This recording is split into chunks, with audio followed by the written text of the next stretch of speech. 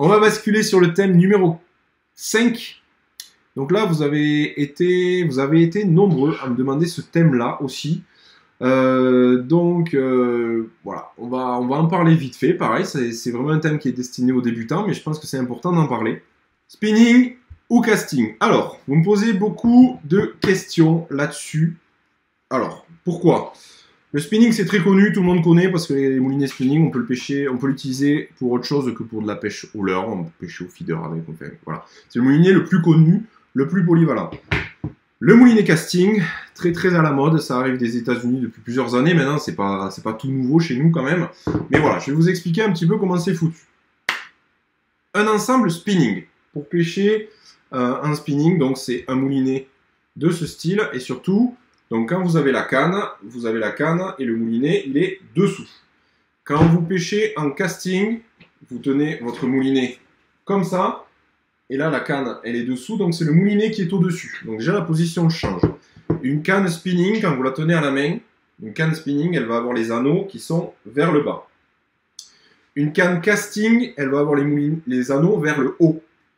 Sauf maintenant, il y a de plus en plus de cannes casting avec ce qu'on appelle le montage brésilien, le montage spirale, comme celle-ci. Donc vous avez, hop, vous tenez votre canne casting, donc avec votre moulinet sur le dessus. Et donc, les premiers anneaux, vous voyez, ils sont orientés vers le haut. Je ne sais pas si ça se voit. Et petit à petit, ils tournent et ils sont orientés vers le bas comme une canne spinning en fait. C'est ce qu'on appelle le montage spirale. Le montage brésilien, pourquoi? Meilleure sensibilité, meilleure sensation dans la ligne, quoi. Et voilà, je crois que c'est déjà pas mal. Et puis c'est très joli aussi. Donc voilà, en gros, quand même, canne spinning, vous avez les anneaux vers le bas. Canne casting, vous avez les anneaux vers le haut.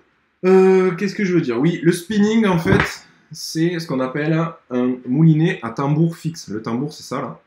Vous voyez qu'il est fixe. Ce qui fait juste, lui, en fait, c'est monter et descendre. Quand vous enroulez. Vous voyez, il monte et il descend.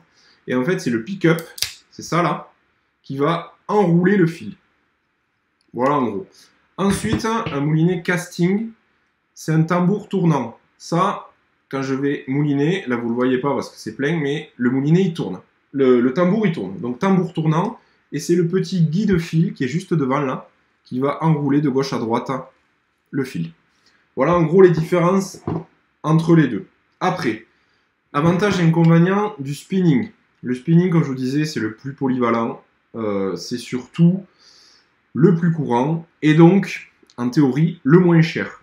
Et c'est surtout parfait pour débuter. Parce que c'est hyper simple.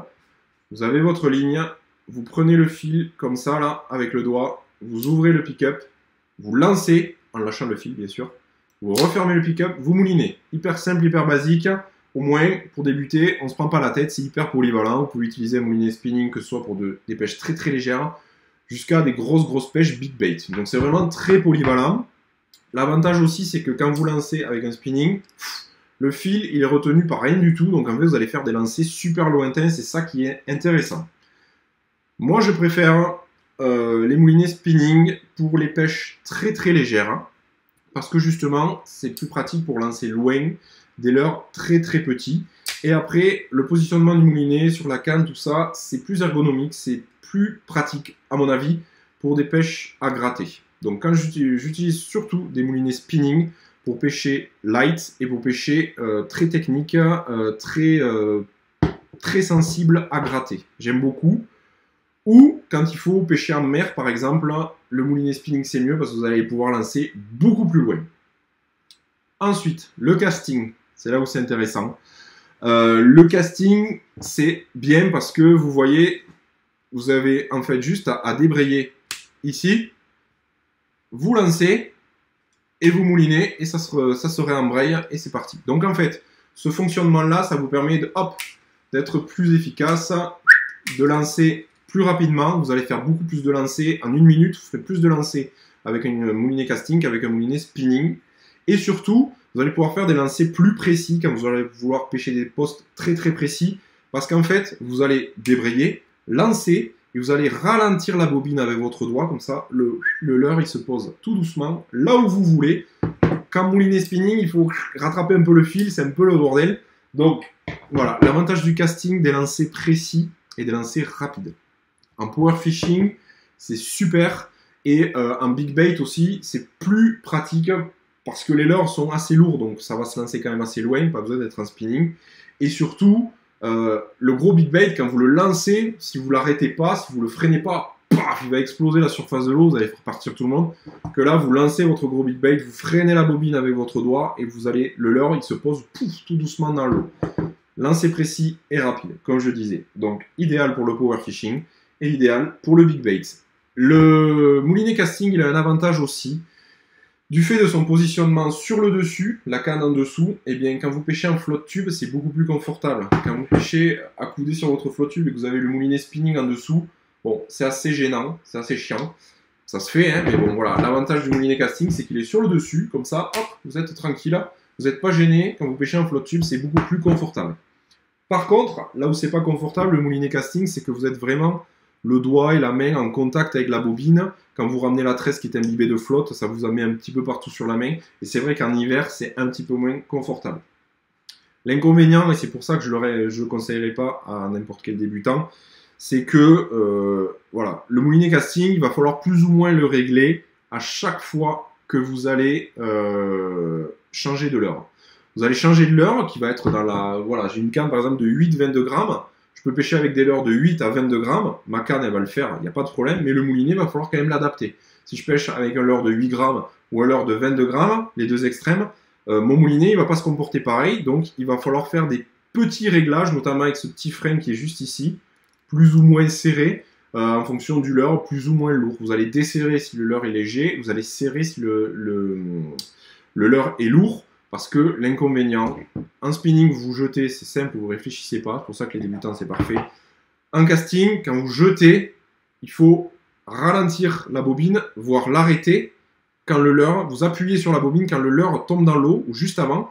Parce que si vous débrayez, vous jetez, ça déroule, le leurre, pouf, il tombe dans l'eau, la bobine, elle continue à tourner, en fait, avec l'élan que lui a mis le leurre. La bobine, elle continue à tourner, donc le fil continue à se dérouler, et c'est ce qu'on appelle les perruques. Donc, quand vous lancez, vous surveillez votre leurre, il arrive, il est prêt à tomber dans l'eau, on ralentit sa descente avec le doigt, et avant qu'il tombe dans l'eau, tac, on bloque la bobine, pouf, le leurre tombe dans l'eau, et on rembraye. Donc c'est pour ça que c'est compliqué, et il y a des petits freins à régler. Donc en gros, spinning et casting, j'ai les deux. Pêche légère ou à gratter, j'ai plutôt ça. Pêche du brochet, pêche big bait, pêche power fishing, j'ai plutôt ça. Mais clairement, si vous êtes un débutant et que vous voyez cette vidéo, vous ne vous posez pas de questions, vous faites une saison, 2 saisons avec un moulinet spinning. Une fois que vous aurez compris un petit peu les rudiments de la pêche, tout ça, faites-vous plaisir et achetez un moulinet casting. Mais ça vient dans un second temps parce qu'il y a des réglages à chaque lancer, à chaque fois que vous changez de leurre. Il faut faire attention, il faut savoir maîtriser. Et surtout, voilà, le prix est un petit peu plus élevé parce que autant un moulinet spinning, je vous dirais, un moulinet à 30 € pour débuter, en spinning, c'est parfait, ça fera le job. Un moulinet à 30 € en casting, déjà, ça n'existe pas. Et c'est des mécaniques un petit peu plus complexes. Donc, il faut de suite partir sur au moins du milieu de gamme pour ne pas être embêté, surtout si vous débutez. Donc, en gros, voilà, en casting, c'est le point le plus important. C'est de savoir régler son moulinet et de savoir contrôler sa pêche. C'est vraiment actif. Il faut arrêter, freiner son leurre, tout ça. Mais quand vous saurez maîtriser le casting, après, vous ne pourrez plus vous en passer sur des pêches type power fishing, pêche du bas, ce genre de choses. C'est même en vertical, c'est très pratique aussi. Donc voilà. Il existe aussi le phénomène bait finesse. Donc c'est des moulinets casting pour pêcher des leurres ultra légers. C'est bien, mais là c'est quand même réservé à des gens qui savent vraiment pêcher déjà en casting. Et quoi qu'il arrive, vous jetterez toujours moins loin qu'avec un petit moulinet spinning pour pêcher aux insectes, tout ça. Donc moi je resterai quand même sur du spinning pour la pêche très très légère.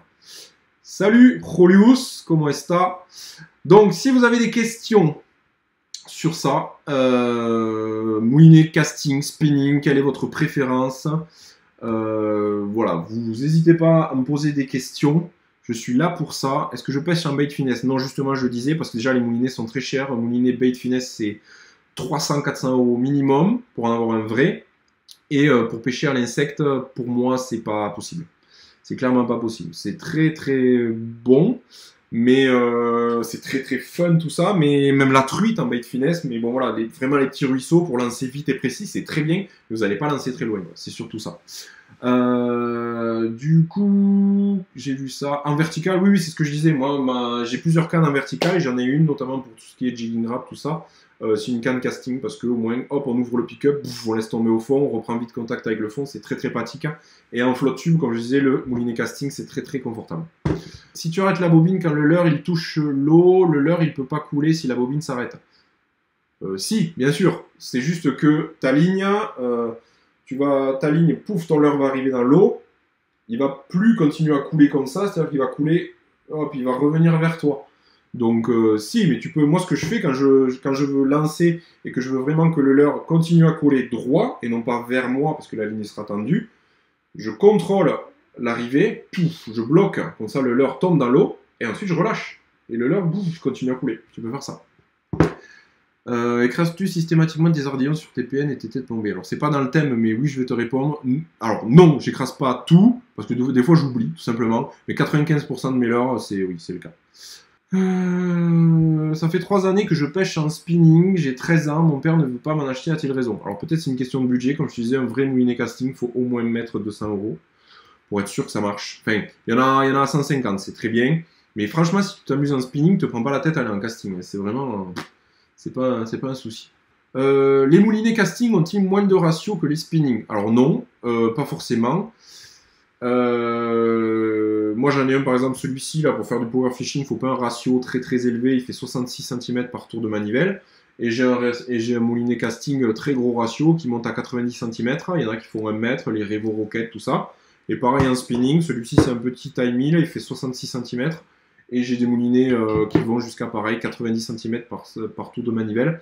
Donc en fait, tu as tous les ratios. En spinning et en moulinet, tu as des ratios lents, tu as des ratios rapides. Ils arrivent à faire les choses. Par contre, il y a une chose, c'est que les freins, j'ai pas parlé de ça, les freins de moulinet, c'est-à-dire que quand le poisson tire et que le moulinet rend du fil, les freins seront toujours plus puissants sur des spinning. C'est-à-dire que des fois, moi j'ai des moulinets spinning en 2500, donc des tailles normales, on va dire. Il y a des freins de 10 kg et voilà, alors qu'il n'y a pas besoin. Et par exemple, mes moulinets casting pour le brochet, ils sont à celui-ci à 9 kg, mais j'en ai un, il est qu'à 7 kg. C'est-à-dire que les freins seront toujours plus puissants pour du spinning. C'est aussi pour ça, et pour les questions de distance de lancer, que quand tu vas pêcher en mer les gros poissons, en général, je dis pas tout le temps, mais en général, c'est du spinning. Et c'est pour ça que pour le silure, par exemple, même si c'est très bien, tu peux le faire en casting, j'ai un moulinet spinning pour le silure parce que le frein sera toujours plus costaud. Ok, est-ce qu'il y a d'autres questions là-dessus? Ou alors on va basculer sur le dernier thème qui m'a été demandé parce que voilà, c'est jamais évident.